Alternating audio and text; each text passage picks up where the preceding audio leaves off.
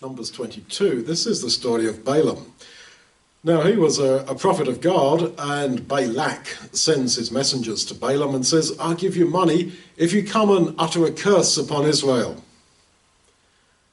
And he says, stay the night, and I'll see what my God says.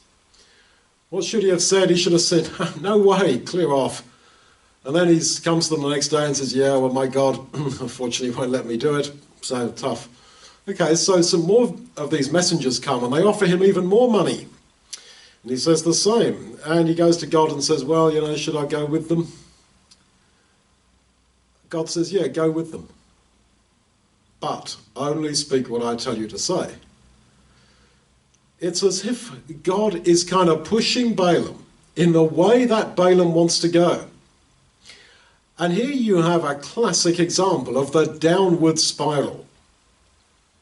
Positively, draw nigh to God and he will draw nigh to you. But if you want to go in a way that is not good, God will confirm you in that way. This is the trouble with sin. A sin by its nature makes the next sin easier. You may do something that is a sin that is uncharacteristic for you, and you think, oh, I mustn't do that again. Oh, and you find that, you're soon doing it again and again and again. A sin by its nature makes sin easier. There is this downward spiral. Now, what are we to do about it? We who are so weak.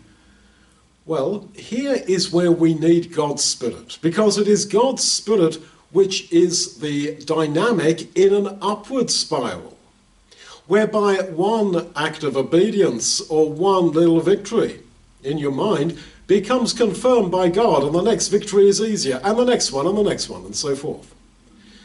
So you can never take a break. You can never go on holiday. You can never say, look, today, Lord, I'm neutral. Not for, not against, just give me a break. No. As Job says, why does he not leave me alone? He tests me every moment I'm alive. Yeah, that's a negative way to look at it, but that is how it is. That actually, moment by moment, we have these opportunities to go down the downward spiral, and God will push you down it.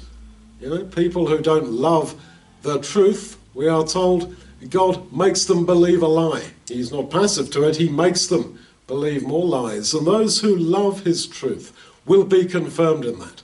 Just recognize that that is how life is. That is the nature of our territory. And go totally God's way.